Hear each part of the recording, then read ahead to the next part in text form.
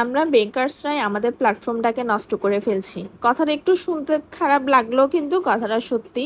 এ বিষয় নিয়ে আজকে আমি আপনাদের সাথে কিছু কথা শেয়ার করব।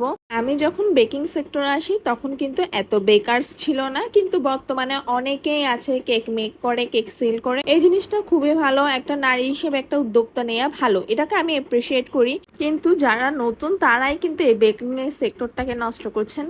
কেন বলি, আমার কাছে কিছুদিন আগে একটা অর্ডার আসে যে একটা এডিবল ফটোর কেক, 1 পাউন্ডের একটা কেক লাগবে। কেকটার প্রাইস আমি ওনাকে সব ফটো এবং সবকিছু মিলাই বলি।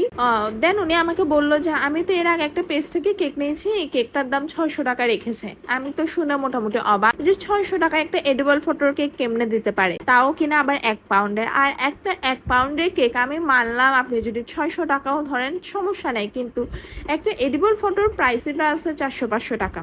তাহলে উনি কেকের দামটা কেমন নির্ধারণ করলো এটা একমাত্র উনিই জানে এবং উনিই বুঝবে। এটার ফলে যেটা হয়, যারা ভালোভাবে কাজ করে, ভালো পজিশনে আছে, ওদের উপর কিন্তু এই এফেক্টটা এসে পড়ে এবং তখন ওদের কাছে শুনতে হয় যে এই পেজে দাম অনেক কম পাচ্ছে, আপনার পেজের দাম বেশি। কথাটা কিন্তু শুনতে খারাপই লাগে।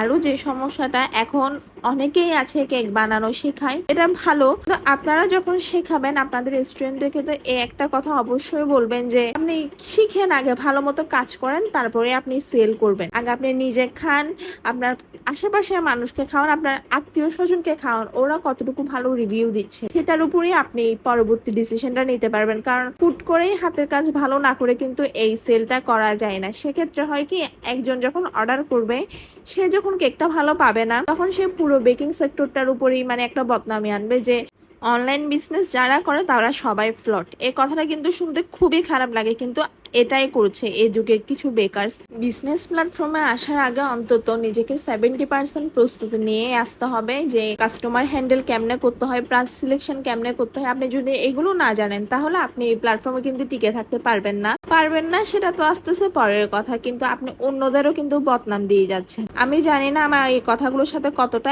একমত আপনারা, কিন্তু এই কথাগুলোই সত্যি। আমি চারপাশে অনেক মানুষ পাচ্ছি। আরো একটা পেজ পেলাম যিনি কিনা কাজ শিখলো 2024-এর ডিসেম্বরে, এখন 2025-এর কি মাস সেটা আপনারাই জানেন। বর্তমানে তিনিও নাকি মানুষকে কেক বানানো শিখাচ্ছে। তাহলে সে নিজে কতটুকু শিখলো আর মানুষকে ঠিক কতটুকু রিপ্রেজেন্ট করবে সেটা আপনারা নিজেরাই বিবেচনা করবেন। আমি মনে করি আপনাদের এই কাজগুলো না করে আরো ভালো করে আপনি কাজ করেন, আরো ভালো করে শিখেন, তারপরে এই সেক্টরে নামেন।